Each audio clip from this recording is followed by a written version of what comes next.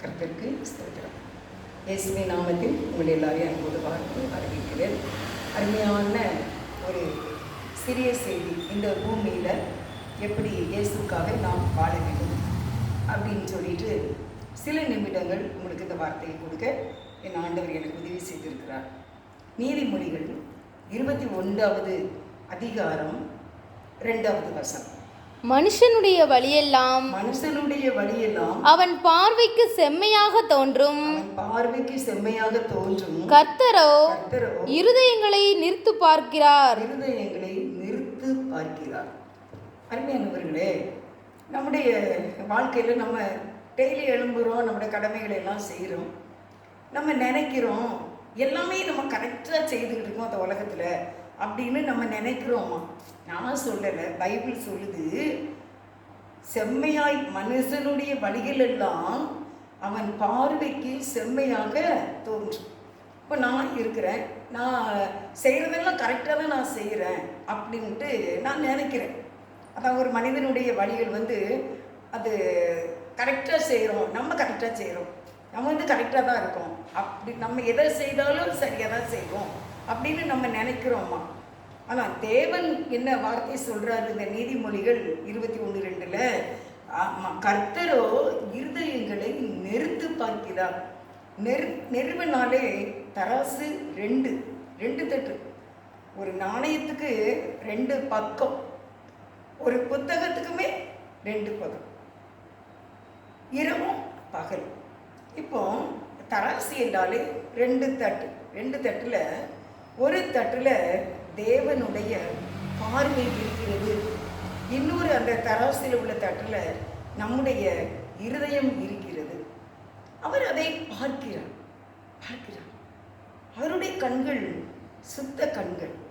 இப்போ நம்முடைய இருதயத்தை அந்த தராசிலே அவர் வைக்கிறார், நெருக்க பார்க்கும்போது அது எப்படி இருக்கிறது? பாவத்தினால் கடினப்பட்டு கனமுள்ளதாய், அதாவது வெயிட் அப்படி இருக்கா?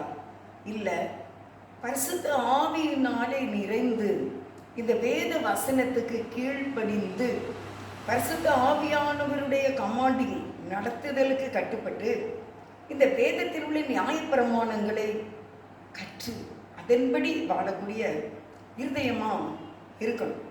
ஏன்னால் ஆண்டவர் சொல்கிறாரு, அவரோ நிறுத்து பார்க்கிறார். பார்த்து பாராதவர் மாதிரி போக மாட்டாங்க இயேசுவோ. நம்மை நிறுத்து பார்க்கிறார். ஏன்னா நமக்கு ஒரு விரோதி இருக்காங்க பார்த்துக்கோங்க, பிசாசு. யோபுவை சுற்றி வந்தானே, அதே மாதிரி நம்மையே சுற்றி வருவான். நம்மகிட்ட ஏதாவது ஒரு குற்றம் இருக்கா? நம்ம பேசுகிறோம், சொல்கிறோம், தனியாக நம்ம யார் கூடயாவது நம்ம பேசுகிறோம், நம்ம கணவன்கிட்ட பேசுகிறோம் வச்சுக்கோங்க, நம்ம சகோதரிகள்கிட்ட பேசுகிறோம், நம்ம ஃப்ரெண்டுகிட்ட பேசுகிறோம், என்னெல்லாமோ நம்ம பேசுகிறோம். ஆனால் நம்ம பேச்சுக்கள் என்ன ஆயிடும் அப்படின்னா நம்ம ஆத்மாவில் இருக்குது. அதை கர்த்தர் நிறுத்து பார்க்கும்போது அங்கே தவறுகள் இருக்கக்கூடாது.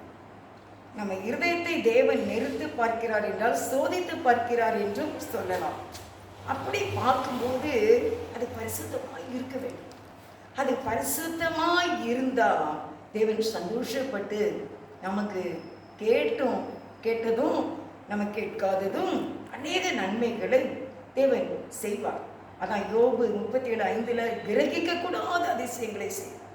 இன்னும் ஏசாயா 64:4 நீ நினைப்பதற்கும் நீ வேண்டிக் கொள்வதற்கும் நீ உன்னுடைய இருதயத்தால உணராத, உன் காதால கேட்காத, உன் கண்ணால பார்க்காத அநேக நன்மைகளை தேவன் அவருடைய பிள்ளைகளுக்கு செய்கிறார். ஏன்னா அந்த இருதயத்தை பார்க்கும்போது, நிறுத்து பார்க்கும்போது அந்த இருதயம் அவருக்கு பிடிச்சிருக்கு.